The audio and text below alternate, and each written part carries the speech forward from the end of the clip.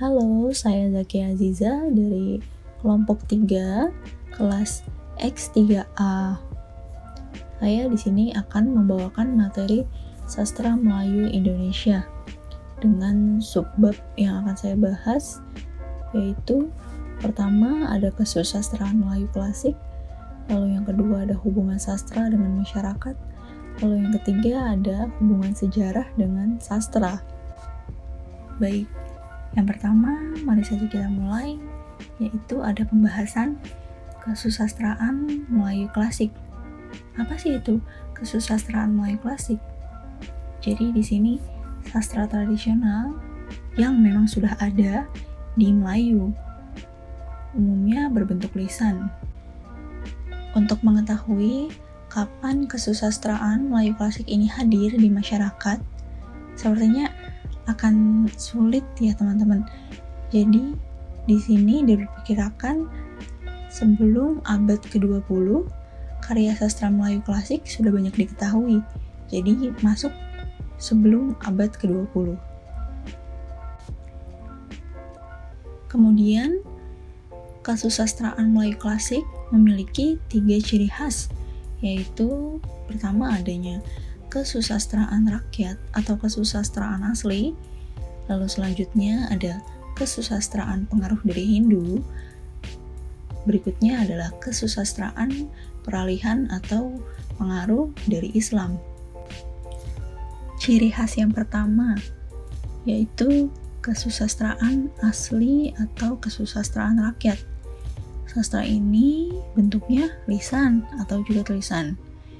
Tapi mengapa dikatakan asli? Jadi gini, karena keberadaannya memang sudah ada di dalam masyarakat Melayu itu sendiri. Untuk cerita asal-usul sendiri, ini merupakan jenis kesusastraan yang paling tua, dengan bentuk umumnya yaitu dongeng ateologis. Cerita ini juga dapat dimasukkan ke dalam ranah mitos. Lalu ada cerita binatang. Yang sering kita kenal atau yang sering kita dengar adalah cerita fabel. Ya, itu namanya. Tokohnya yang paling mencolok adalah hewan-hewan yang diberi sifat manusia. Diperkirakan cerita ini berawal dari masyarakat primitif yang ruang lingkupnya itu hanya hewan, alam, dan manusia yang cenderung masih sangat sedikit. Lalu ada cerita jenaka. Alurnya kalau yang ini bisa bagaimana saja. Di sini sangat ditekankan adalah tokohnya harus lucu ataupun menggelikan. Nah, yang terakhir ini adalah cerita pelipur lara. Untuk di luar Melayu sendiri, ini disebutnya folk romance.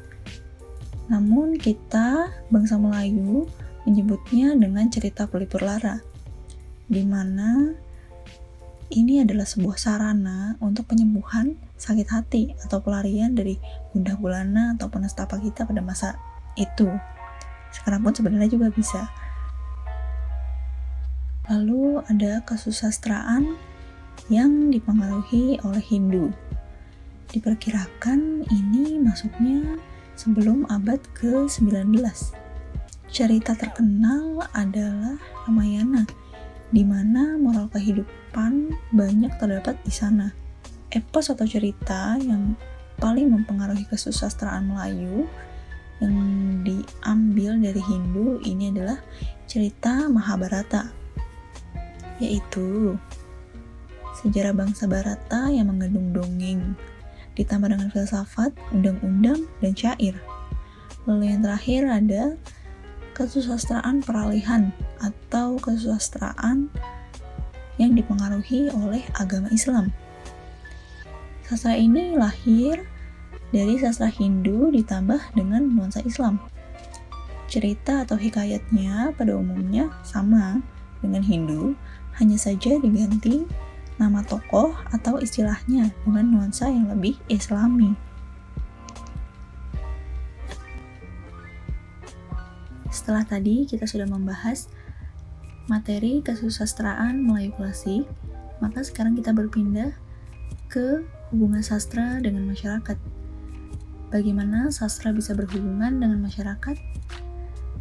Begini, ketika sastra berada pada lingkungan masyarakat, maka yang berfungsi adalah fungsi sosialnya, di mana sastra berperan sebagai katrol atau unit yang bisa mempengaruhi pola pikir seseorang atau kelompok. Kok bisa sastra mempengaruhi pola pikir? Jadi begini, sastra itu adalah salah satu kebudayaan. Lalu, salah satu unsur budaya adalah sistem nilai. Maka dalam karya sastra sudah pasti terdapat sistem nilai. Nilai inilah yang dijadikan kaidah atau tolak ukur yang dipercaya. Dari sanalah juga karya sastra menggiring pola pikir seseorang ataupun kelompok. Oke, tadi kita sudah membahas peranan sastra di masyarakat. Lalu, bagaimana dengan sejarah? Hubungannya sejarah dengan sastra itu apa? Sebelumnya, pernahkah teman-teman membaca novel yang berlatar belakang sejarah? Pasti sudah pernah ya. Karena di Indonesia sendiri, novel-novel demikian sudah sangat banyak loh. Seperti Bumi Manusia, Amba, Laut Bercerita, dan masih banyak lagi yang lainnya. Novel-novel tadi mengangkat sejarah sebagai sarana atau penyampaian imajinasi dari pengarang. Kalau belajar sejarah dengan seperti itu akan sangat menyenangkan, bukan? Jika kita sudah tahu beberapa macam dari karya sastra, baik yang lisan ataupun tulisan, pertanyaan selanjutnya adalah bagaimana cara membuat sejarah menjadi apik di dalam sebuah karya sastra? Begini teman-teman, ini ada rumusnya. Rumusnya ada dua. Yang pertama dengan cara perhubungan, lalu yang kedua adalah dengan cara penciptaan, di mana unsur pembangunnya adalah aktualitas dan faktisitas. Untuk aktualitas dan faktisitas di cara perhubungan, jumlahnya seimbang.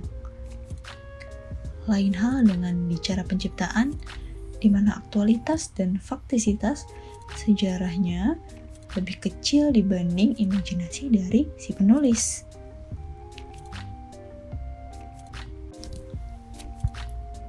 Sampai sini sudah bisa disimpulkan dong ya. Jadi, sejarah dan kesusastraan itu sangat lekat. Karenanya, kita bisa membuat sesuatu yang istimewa. Seperti tadi, novel, ataupun film yang diangkat dari novel itu. Dan masih banyak lagi karya sastra yang lainnya yang berangkat dari sejarah. Oke teman-teman, itu dia sedikit yang bisa saya sampaikan. Terima kasih sudah menyimak video yang saya jelaskan. Kurang lebihnya mohon maaf. Wassalamualaikum warahmatullahi wabarakatuh.